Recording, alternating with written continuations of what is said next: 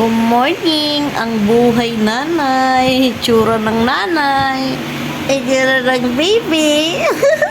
Good morning!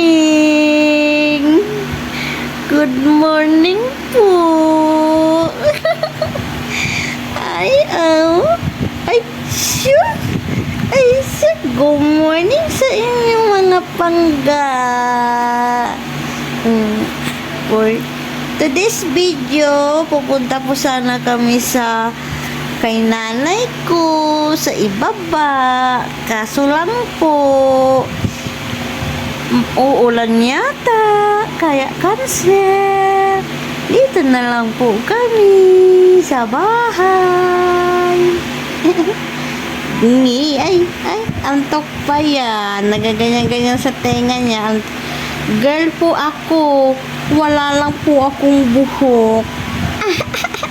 Kambo. Kambo po ako, kambo. Ala. Isip na ikaw. Pakita mo sa kanila dimple mo. Ang dalawang dimple.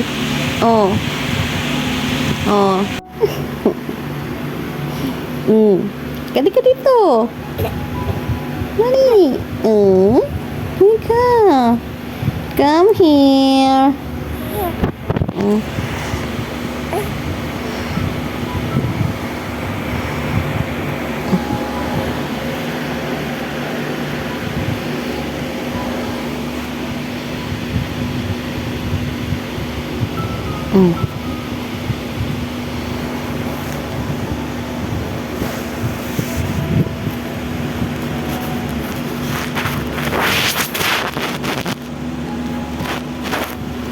Kaming dalawa lang po dito sa bahay. Talaga ang cellphone. Wala ka na.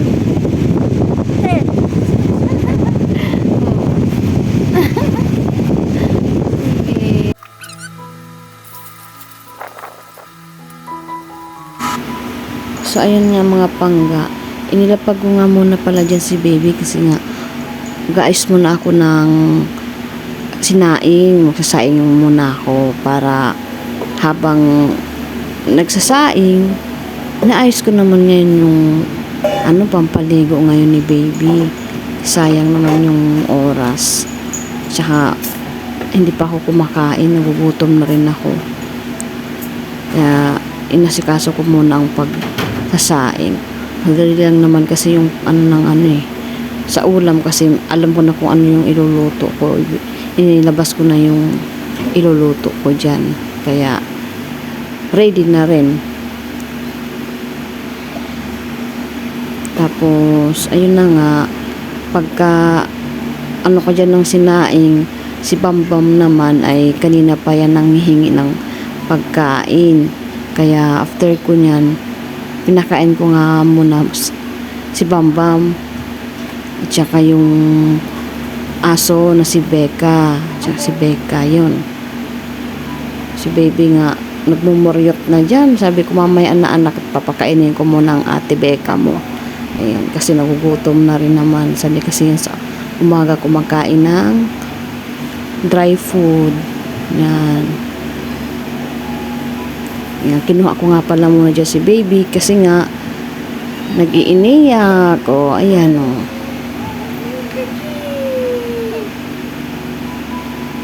After nyan, pinanood ko na muna siya ng Miss Rachel. Ang pagpanood ko naman sa kanya mga pangga, hindi naman oras talaga. Minuto lang kasi baby pa, hindi pa siya talaga pwede sa sa TV naman yan mga pangga, tsaka malayo yung screen. Umiyak na naman siya dyan, kaya ayan, nilambing-lambing ko na naman muna kasi nga ako mag-aayos ako ng kanyang pampaligo. Nag-iinit na nga pala ako dyan ng pampaligo niya ng tubig. Yan. Kaya kukulitan muna kaming dalawang magnanay. Tapos nilapag ko ulit siya dyan. Kasi nga, aayusin ko naman yung pampaligo niya. Kasi mainit na yung tubig niya. Yan. Kaya ko naman ng mga panggang paliguan siya ng solo lang kasi nga nakakaupo-upo na siya. Nakakaupo na siya dyan sa paliguan niya. Yan. Napakabait na batang yan pag paliguan. Hindi ko yan man lang na ano na yung umiiyak. Talagang gustong-gusto niya sa tubig. Gusto niyang nililiguan siya. Nag-i-enjoy siyang masyado. Yan. Kaya, noong una ang kanyang shampoo nga pala mga pangga, yung sa Lactacid, pinapalitan ng doktor niya. Naging Aveeno na. Yun. Kunti lang naman din yung lamang ng presyo nila ng Lactacid at saka Aveeno. Hiyang naman siya sa Aveeno niya. Napakabait niyang paliguan. Oh. Ganyan lang siya, paliguan.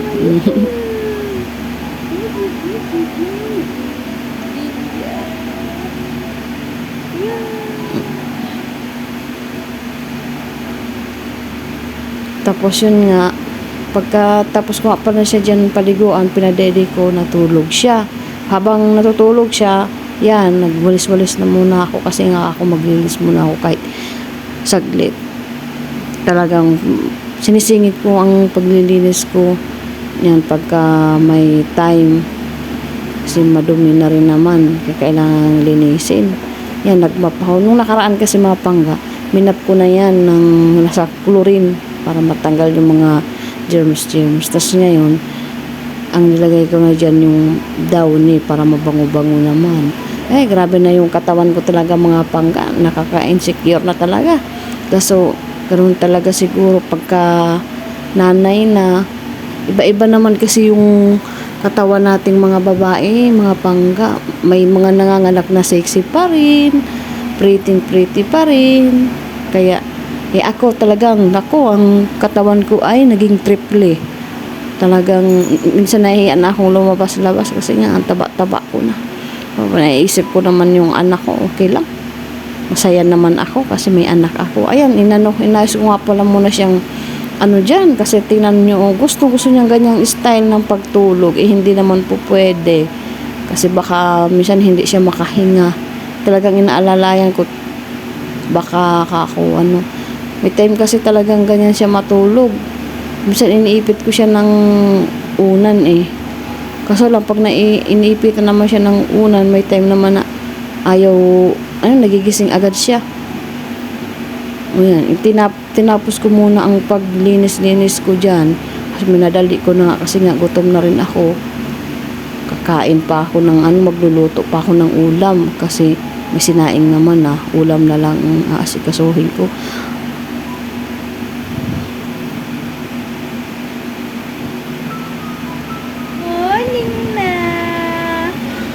Magluluto ang mami. Ayan, nagising na. Good morning na ulit. Nagising na kaagad.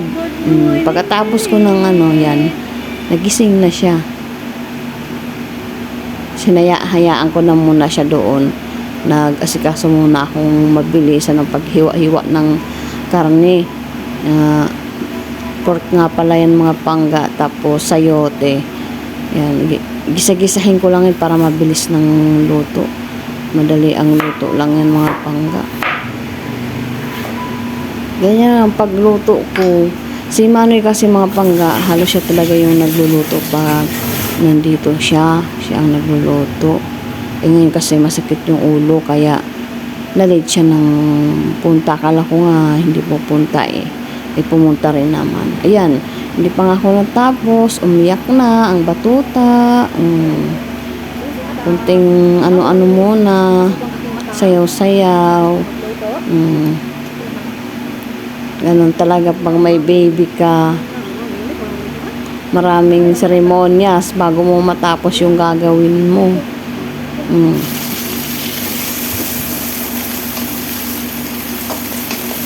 Yan, pinagpatuloy ko na ulit yung pagluluto o mga pangga. Ilagay ko na muna siya dyan sa walker niya kasi hindi pa naman siya masyadong nakapag sipa-sipa ng walker niya kaya tsaka lagi ko naman siya sinisilip. Nanonood lang siya ng Mr. Shed. Ayan, gisa-gisahin ko lang yan mga pangga para mabilis lang luto. Ganyan lang ang pagluto ko mga pangga sa sayote. Gisa-gisa lang. Lagyan mo lang yan ng nor cubes. Nor cubes. Tapos kunting toyo. Bechin. Ayan na. Katalo na yan. Pwede na yan. Kain na yan. Ulam na yan. Hindi ko na nga napakita mga pangga yung ano yan eh. Yung pagluto yan eh. Kasi nga madalian na lang yan. Hindi ko masyadong ano yung kulo. Ayan. Pagka yan, kain na. Hindi ko na binidyohan, kasi gutom na talaga ako. Ayan, nilagay ko lang dyan si baby. Malaking tulong talaga ang mga pangga yung may ganyan pala, yung may upuan na niya. Para, yan, behave lang siya yan. Makakain ako ng maayos. Basta bigyan mo lang yan ng laruan. Kakain na nga pala yan mga pangga. Mag-ano na ako order lang ako ng kanyang plato para may sarili siyang plato. Tsaka yung blender. Kasi ang unang ipapakain ko dyan sa kanya mga gulay-gulay. Yan, excited na akong pakainin siya. Talagang grabe yung gutom ko dyan mga pangga.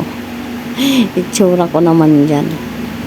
Talagang kasi yung sinabay ko na yung umagahan ko at saka tanghalian eh. Pero nung umaga naman kasi mga pangga, nag-oatmeal naman ako tsaka Milo. Kaya hindi ako agad nagugutom. Iba pa rin talaga yung kanin. Kasi breastfeed kasi ako mga pangga. Kaya hindi ako pwedeng mag-diet kasi nga nagdedede yung anak ko. Ayan. Babe lang siya dyan mga pangga. Kanina akala ko nga hindi na pupunta si Manoy. Pumunta naman si Manoy.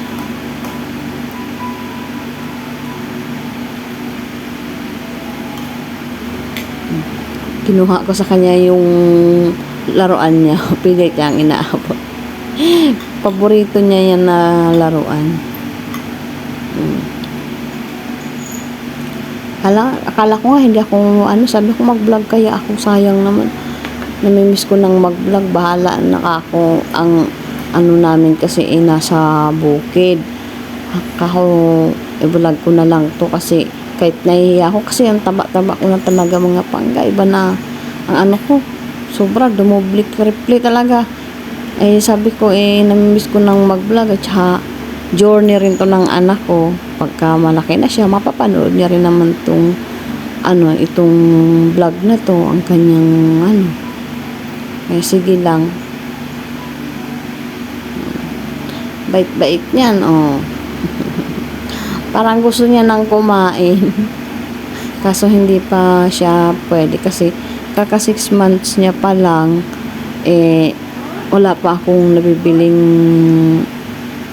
plato nga. Kailangan ko pang mag-order ng plato niya. Ayun na nga pala si Manoy.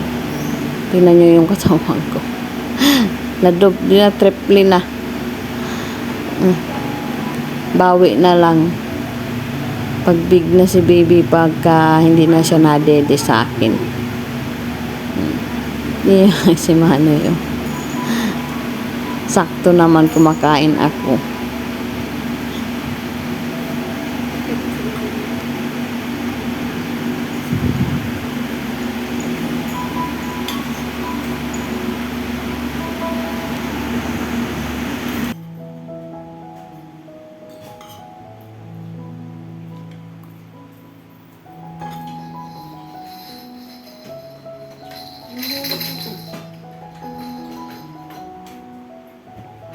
Parang unok ko lang. Hindi ka magkatong.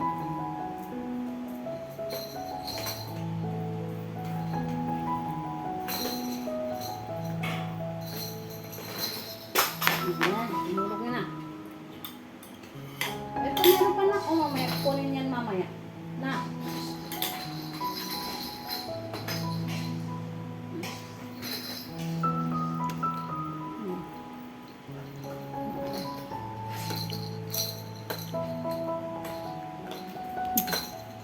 Easy siya. Baby. Hello. Napaalag ko ata. Wala akong Saan si Papa din? Tabi no ang kawatan niya. Papa din? Wow. Ito. Inaanto ka na diyan. Ito. Inaanto ka na. Tagal kong magluto. So, iyak siya ng iyak. Gusto niyang karga. Kain po tayo, pangga. Ano pang nga?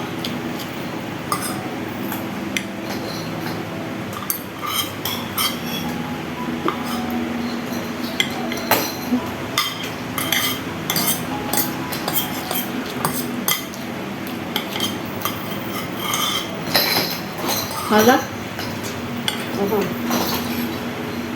Sakto lang. Halat kasi yung panglasa ni Manuel.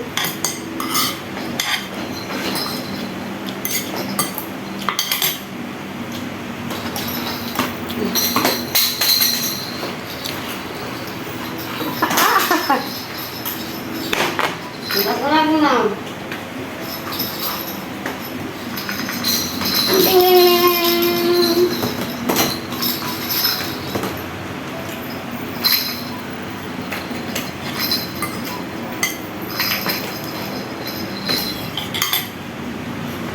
Wait. Ito na.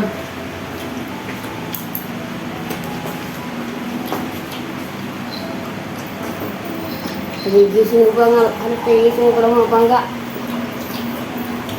Punta na ako dito. Sakto na wala na yung sakit na ulo ko. Punta na ako dito. Para ML ka naman garo. Hindi? Ang gawa mo. Alas 11:30, tulog na ako. O, ba't sumagat ulo mo? Ako lang. Pagising ko ng alas 2. Ngayon ng dalawa. Alas 2. Nagsain. Nagkain. Pagtas na ML. Sino? Ang dalawa? Ba't pala puya?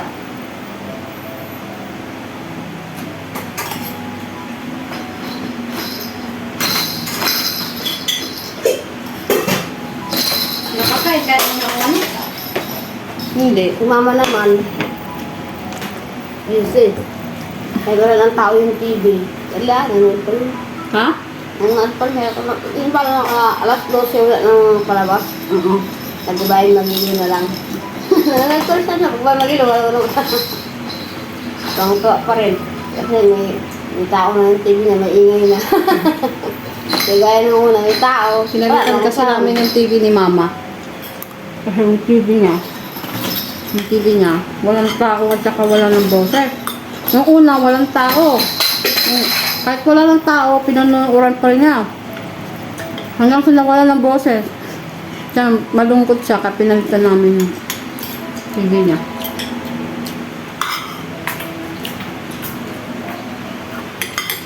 Gusto ka na, anak? Wait lang.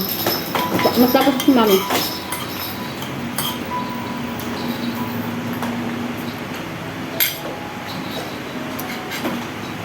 Mga pangga, kumusta po kayo? Namiss po kayo. Lagi kami walang vlog busy.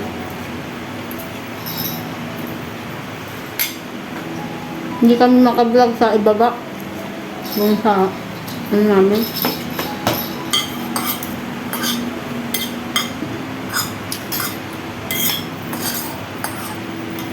Sa bukid. Kakain pa rin yung TV doon sa baba. Malamok doon, hindi. Ano mo kasi dun sa ibaba eh. Hindi pili kami si baby. Sarap naman ito oh. Dito niya ako. Kaya balat mo mga silan.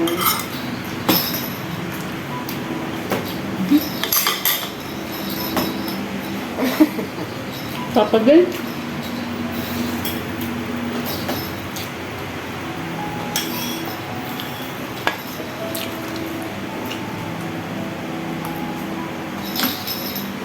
Anak, Na! Uy, anto ka na. ano